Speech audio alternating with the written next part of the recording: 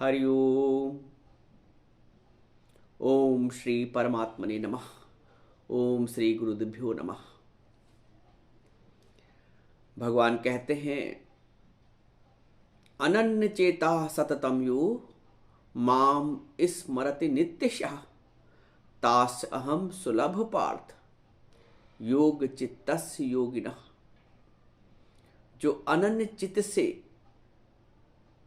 और सतत, अनन्य चित्त से तात्पर्य जिसका चित्त कहीं और नहीं जाता है।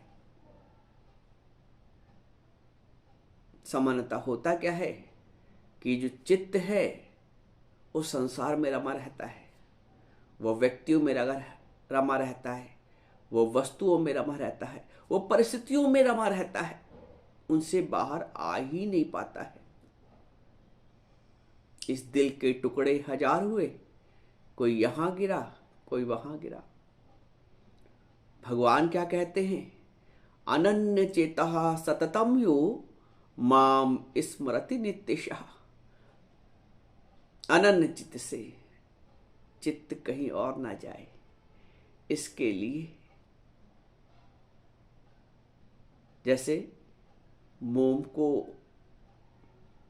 मोमबत्ती में ढालना है तो उसको एक सांचे में रखना पड़ता है धागे से बांधकर।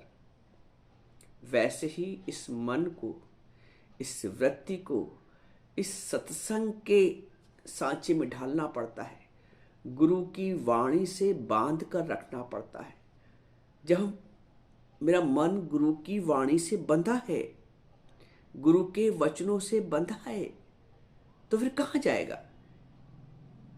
आपने गाय को अपने खूंटे से बांध दिया तो फिर खोने का भय नहीं है, निश्चिंत है कि बंधी है खूंटे से। जब ये मन सत्संग रूपी खूंटे से बंध जाता है, गुरु की वाणी से बंध जाता है, उसके पश्चात ही निश्चिंतता आती है जीवन में। और जब तक गुरु की वाणी से मन बंधा नहीं है, हम लाख प्रयास कर लें, हम लाख प्रयास कर लें, ताकि कर्तव्य वृथा जात, उसके सारे कर्तव्य वृथा चले जाते हैं। मन बेचे सतगुरु के पास, मन को गुरु के पास बेचना पड़ता है, मन को गुरु से बांधना पड़ता है। होता क्या है आरंभिक अवस्था में साधक के साथ कि वो मन को गुरु को बेच नहीं पाता है, मन को गुरु से बांध नहीं पाता है। मन संसार में भी भटकता है और इधर भी लगा रहता है। तो जो एक अनुभूति है सत्य की, जो आनंद की अनुभूति है, उससे वंचित रह जाते हैं। तो जब ये सुख आवे तो वो सुख नहीं भावे। वो सुख तभी तक भा रहा है संसार का जब तक यहां से सुख की प्राप्ति नहीं हुई है। जब ये सुख आवे वो सुख ना भावे।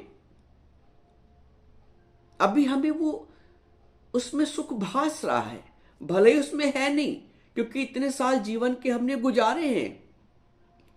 हाथ तो आया नहीं कुछ, बताइए कुछ आया है? कुछ ना प्राप्त होने के पश्चात भी मन बंधा वही है, उसी मैं और मेरे के खूंटे से। जब वो खूंटा वहां से खुलेगा, यहां से बंधेगा, प्रभु से बंधेगा, प्रभु के वचनों से बंधेगा, तब जीवन ज्ञानमय होगा, तब जीवन आनंदमय होगा, तब हम अपने मुख्य पथ पर अग्रसर होंगे, जो जीवन का मुख्य उद्देश्य है। अभी तो बताया ना, इस दिल के टुकड़े हजार हुए, कोई यहां गिरा, कोई वहां गिरा। भक्त क्या कहता है? भक्त कहता है, बाहां पकड़ कोई मुझ अंधे को हरि की ओर बढ़ा दे, कोई ऐसी आग लगा दे मेरा तन मन जीवन सुलग उठे। ये भक्त की अभिलाषा है कि प्रभु के प्रेम की कोई ऐसी अग्नि लगा दे कि मेरा तन मन जीवन सब सुलग उठे। बाह पकड़ के बोलता है कि मुझ अंधे को कुछ दिख नहीं रहा, एक तरफ हरि एक तरफ जग, मुझसे चुना नहीं जाए। अरे बाह पकड़कर कोई मुझ अंधे को हर की ओर बढ़ा दे, कोई ऐसी आग लगा दे, मेरा तन मन जीवन सुलग उठे। ये प्रभु के, जो प्रभु का भक्त है उसके हृदय की ये पुकार है। उसके हृदय की पुकार ये नहीं कि मुझे संसार में कोई माने, कोई सम्मान दे, बेटा पूछे, बेटी पूछे, बहू पूछे, संबंधी पूछे, मान दे, प्यार दे, दुलार दे। वो वहां से कुछ आशा ही नहीं करता है। उसकी स्फुरणा वहां से हट गई है। उसकी स्फुरणा परमात्मा में आ गई है, गुरु की वाणी में आ गई। बोलता है बाह पकड़ जबरदस्ती। अगर मेरा मन उधर जा भी रहा है तो कोई कहता है, वो भक्त कहता है कि बाह पकड़ कोई मुझे अंधे को, मुझे नहीं दिख रहा है कि मेरी भलाई किस में है, बाह पकड़ कोई मुझ अंधे को हरि की ओर बढ़ा दे, कोई ऐसी आग लगा दे, मेरा तन मन जीवन सुलग उठे। ये है सच्ची पुकार, ये है प्रार्थना। प्रार्थना ये नहीं है कि धन दो, बल दो, विद्धि दो, या मिल भी गया, ये दुनिया अगर मिल भी जाए तो क्या है, जीवन के सारे सुख सांसारिक मिल भी गए तो क्या, अंदर अतृप्ति का एहसास जरूर होता है। क्योंकि तृप्ति का एहसास तभी होगा जब तुम सत्य से परिचित होगे, जब तुम प्रभु से जुड़ोगे, जब तुम उस आनंद के स्रोत से जुड़ोगे। स्रोत से एक बार जुड़ गया, बाहर से पानी कब तक इकट्ठा करोगे? एक बार कुआं खोद गया, एक बार बोरिंग करवा ली, निश्चिंत हो गया आजीवन। तो एक बार उस स्रोत से जुड़ जाओ, निश्चिंत हो जाओगे। जब तक स्रोत से नहीं जुड़े हो, संसार से तुम्हारी तृप्ति हो ही नहीं सकती है। और यही अज्ञान है कि हम संसार से तृप्त होना चाहते हैं। तृप्त हम संसार से होना चाहते हैं, संसार के व्यक्तियों से होना चाहते हैं। बेटा हो जाए तब सुख है, पोता हो जाए सब सुख है, ब्याह जाए तो सुख है, एक मकान के दो मकान हो जाए तब सुख है, एक व्यापार से दो चार व्यापार हो जाए तब सुख है। सुख के खातिर जोड़ी माया, और सुख तो हाथ ना आया। और जिस ठाकुर सुख उपजे मन में, वो ठाकुर बिसराया। सुख की उत्पत्ति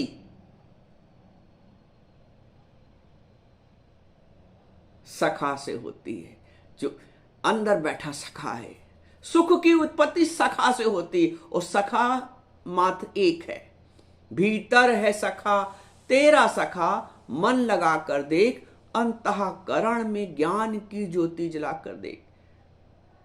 भीतर है सखा तेरा सखा, मन लगा के देख, अंतःकरण में ज्ञान की ज्योति जला के देख, ज्योति जला के देख।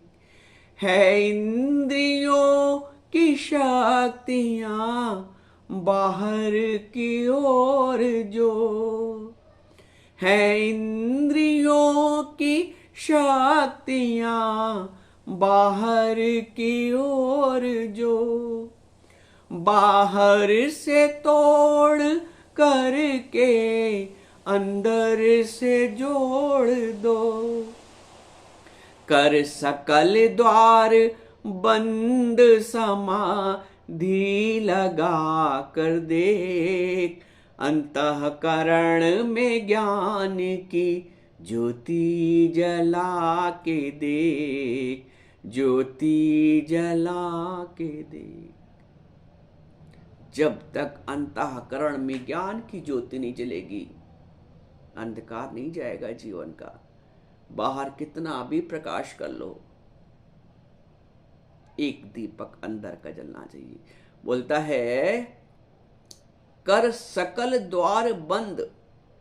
ये जो इंद्रियों के द्वार हैं, जो हम इनसे विषय रस ले रहे हैं, ये विषय रस हमको भटका रहे हैं। आंख चाहती और देखे मोबाइल, ऐसे ऐसे ऐसे ऐसे करके थकता ही नहीं है।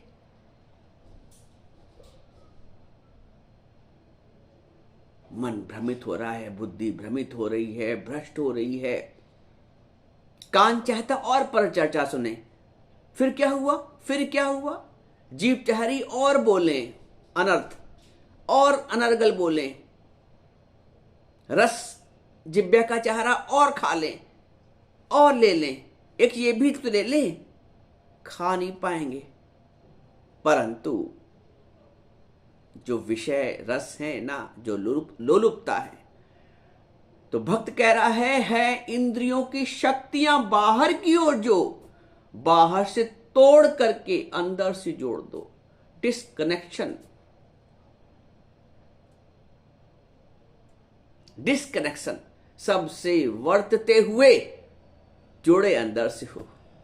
ऐसा नहीं कि बाहर का व्यवहार समाप्त हो जाएगा, बाहर के कर्म समाप्त हो जाएंगे, बाहर की सेवाएं समाप्त हो जाएंगी, और अच्छी होंगी सेवाएं, क्योंकि तब प्रभु का भाव जागृत हो जाएगा। तो हैं इंद्रियों की शक्तियां बाहर की ओर, जो बाहर से तोड़ करके अंदर से जोड़ दो। कर सकल द्वार बंद इंद्रियों के, देखते हुए भी नहीं देखता, सुनते हुए भी नहीं सुनता है। ऐसा नहीं कि संसार में रहेगा नहीं, संसार में रहेगा, लेकिन वो व्यर्थ की जो चर्चा, निंदा, परिचर्चा सुनाई पड़ती थी, उनसे अरुचि हो जाएगी। जो व्यर्थ के दृश्य देखने में आनंद आ रहा था बाहर, उससे अरुचि हो जाएगी, तो वही सकल द्वार बंद हो जाएगा। कर सकल द्वार बंद जब समाधि लगा कर देख, अंतःकरण में ज्ञान की ज्योति दिला कर देख। जन्म तेरा बातों ही बीत गयो, बातों में जन्म बीता जा रहा है, और उन बातों से कुछ मिलता नहीं है। जिन बातों में तुम समय गंवा रहे हो, जीवन गंवा रहे हो, उन बातों से क्या मिला आज तक?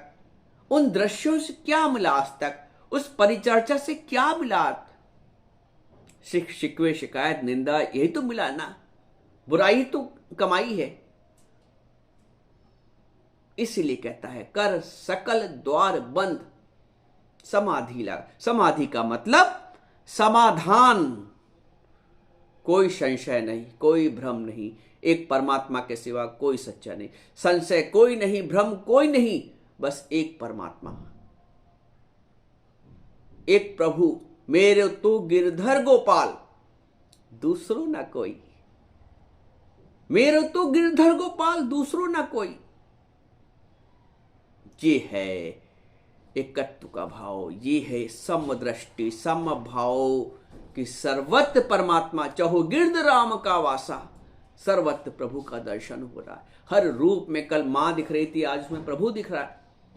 कल सास दिख रही थी, आज उसमें प्रभु दिख रहा है। कल छोटा भाई, बड़ा भाई, देवर, भौजाई दिख रहा था, आज प्रभु दिख रहा है, क्योंकि गुरु ने वो दृष्टि दी। यही तो दिव्य दृष्टि है जो कृष्ण देते हैं। यही तो दिव्य दृष्टि है जो गुरु हमको देता है, कि सर्वत्र एक ही परमात्मा है। सोने के आभूषण में सर्वत्र स्वर्ण ही स्वर्ण है। भेद बुद्धि समाप्त हो जाती है। यही है स्रोत। इस स्रोत से जुड़ना, तो भगवान बोलते हैं अनन्य चेता सततम यो। अनन्य चित्त का मतलब तो ये समझे आप। अब सततम, निरंतर उस वृत्ति को बनाए रखना कि है ही परमात्मा, है ही भगवान, मैं हूं ही नहीं, ये है ही नहीं। सतत निरंतर नाम जप, सतत निरंतर, सांस सांस सिमरो गोविंद, हर श्वास में हो सुमिरन तेरा, यूं ही बीत जाए जीवन मेरा। हर श्वास में हो सुमिरन तेरा, यूं ही बीत जाए जीवन मेरा।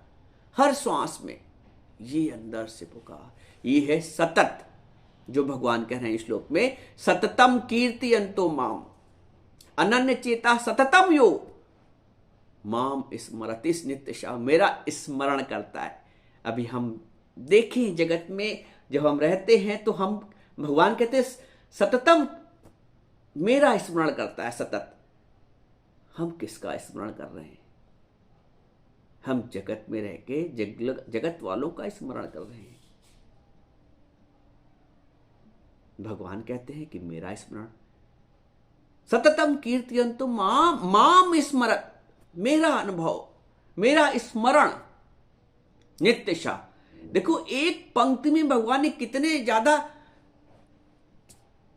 भाव भर दिए। अनन्य चेता, अनन्य चित्त से, जिसका चित्त कहीं और नहीं लगता है। सततम, निरंतर, कंटिन्यूटी बनी रहे। अनन्य चेता सततम, माम स्मरति, मेरा स्मरण करता है। अनन्य चेता सततम यो माम स्मरति नित्यशा। आगे क्या बोल दिया? नित्य। अब बताइए, सतत, निरंतर, नित्य मेरा स्मरण। आगे क्या बोलते हैं अगली पंक्ति में? तास अहम सुलभ पार्थ, मैं उसको सुलभ हो जाता हूं। ये पार्थ, मैं उसको सुलभ हो जाता हूं।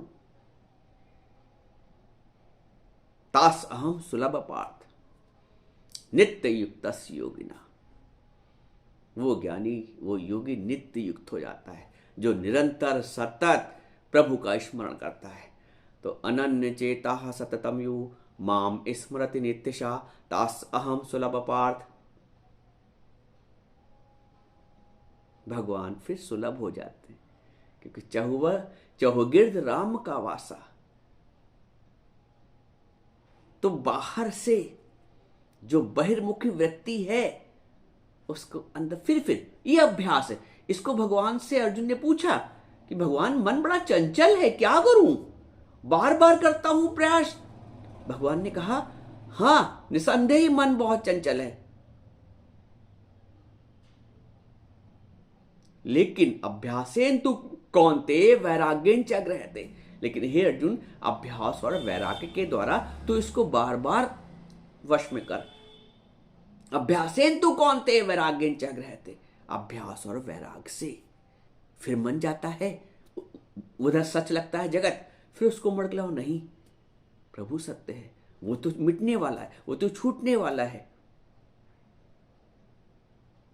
लेकिन मेरी प्रीत, मेरे तो गिरधर गोपाल, दूसरों ना कोई। मेरी जो प्रीति है वो उस अनंत से है। मेरी जो प्रीत है उस प्रेम के सागर से है। और जब प्रेम के सागर से प्रीति हो जाती है तो वो प्रेम सर्वत्र बटता है, सर्वत्र दिखता है। जीवन इसी को ज्ञान में कहते हैं। इसमें शुक्राना है, मुस्कुराना है, और जगत के बातों में चिड़चिड़ाना है, फिक्राना है। वहां फिक्र है, चिड़चिड़ाना है, यहां शुक्र है, यहां जिक्र है। यहां प्रभु का जिक्र होता है, यहां फिक्र नहीं होता है, यहां शुक्र होता है, यहां कुड़कुड़ नहीं होती संसार की। तो जब आप इस परिवेश में आ जाते हैं, वो परिवेश ऐसा नहीं कि सत्संग भवन में, सत्संग में ही बैठ के, आप घर में भी वो आपको परिवेश बनाना ही है। खाना बना रहे हैं, रोटी पका रहे हैं तो प्रभु के भाव से, कपड़े धो रहे हैं तो प्रभु के भाव से, किसी गिलास पानी भी दे रहे हैं तो प्रभु के भाव से, थाली भी परोस रहे हैं तो प्रभु के भाव से। ये कर्मयोग है। कर्म का योग परमात्मा से हो गया, कर्म योग हो गया। यही अनन्य चित्त से, इसी को कहते हैं। ऐसा नहीं कि आप दिन भर बैठ के जाप कर रहे हैं। कर्म बोलते हैं, नानक जी बोलते हैं, कर्म करत होय नेह कर्मी। कर्म करते हुए अकर्तापन की सारी सेवा, सारे संसार की सेवा हो जाएगी और कर्तापन का भाव नहीं आएगा और आनंद की प्राप्ति हो जाएगी। यही आनंद है, यही परमार्थ है।